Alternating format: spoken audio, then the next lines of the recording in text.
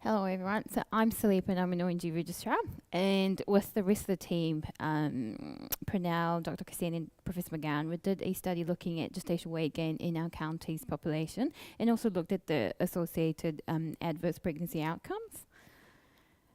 Oh, sorry.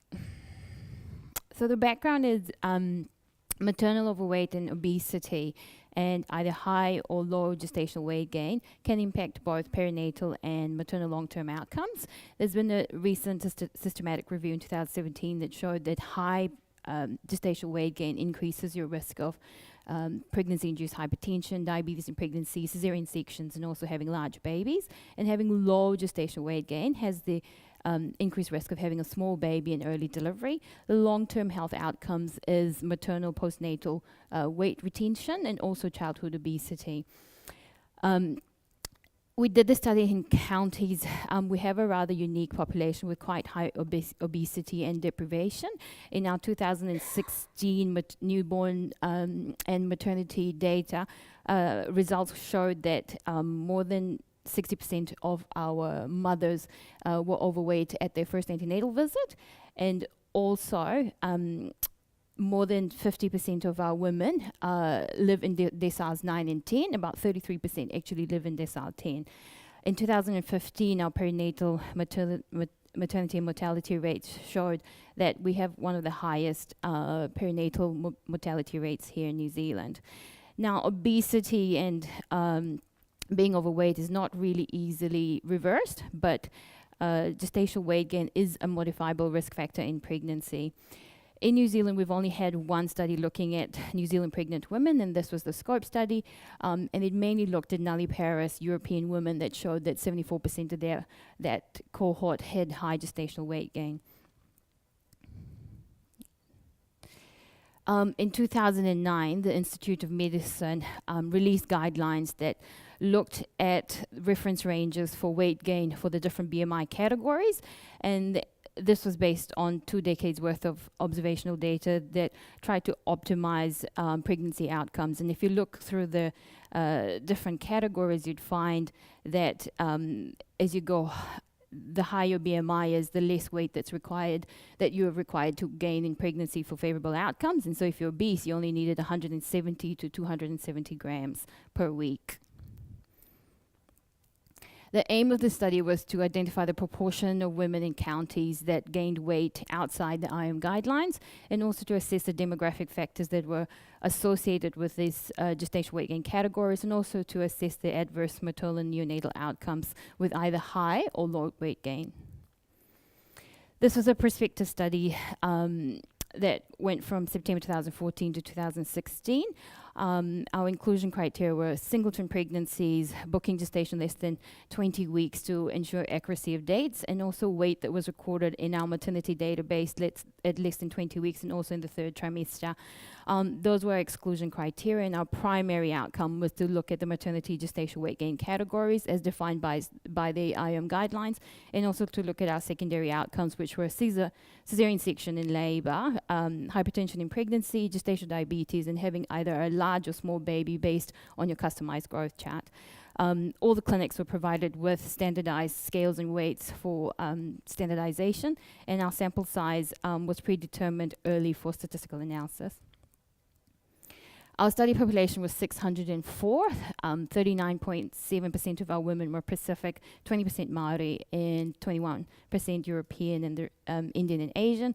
70.5% of our women were overweight or obese at their first antenatal visit. 66.4% were multiparous, and 65.1% lived in either decile 9 or 10. Our findings were only 16.1% of our women gained weight that was appropriate for their BMI, and 70.7% had high gestational weight gain, and this was statistically significant. This is a histogram of looking at our weekly weight gain from 15 weeks to 34 weeks gestation, and the mean weight gain was 490 grams to 530 grams per week. And as mentioned before, 70.7% of our women were either overweight or obese, and so we would be expecting them to gain somewhere between 170 and 330 grams, and so this was quite high. the statistically significant demographic factors that were associated with this, with the different gestational weight gain categories were ethnicity and parity. Pacific women had a much higher odds, so 3.58 odds of having high gestational weight gain relative to European women. Indian women had lesser odds of having high gestational weight gain. Sorry about that. And being multiparous had a lower odds of having high gestational weight gain relative to nulliparous women. Now, our adverse pregnancy outcome analysis was limited due to our low numbers, but what was significant was that low gestational weight gain was associated with gestational diabetes, and this is in contrast with established data. We also found mode of delivery as being statistically significant, and if you're noticing, looking at the mode of delivery, vaginal deliveries and cesarean sections, vaginal deliveries decreased as you went up the weight gain categories, and emergency cesarean sections increased as you had high gestational weight gain. Birth weight also increased as you had higher gestational weight gain.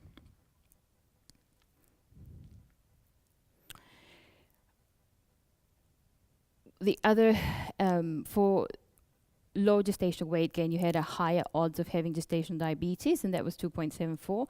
But we think this is a reflection of care at the diabetes clinic. And for you had also had a higher odds of having a small baby with low gestational weight gain of 2.48, and that's consistent with other studies.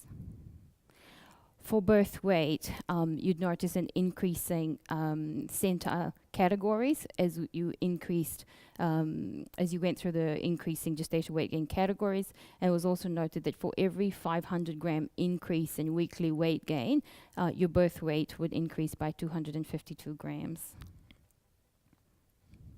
In conclusion, majority of our participants had high gestational weight gain. Pacific women who are overrepresented, and weekly gestational weight gain was positively associated with your birth weight. Low gestational weight gain was associated with high odds of having a small baby and also with gestational diabetes. But we think that low gestational weight gain and diabetes may reflect care in this, from the clinic, and that this could be a potential that intervention in this population would benefit and would reduce gestational weight gain long term. Thank you.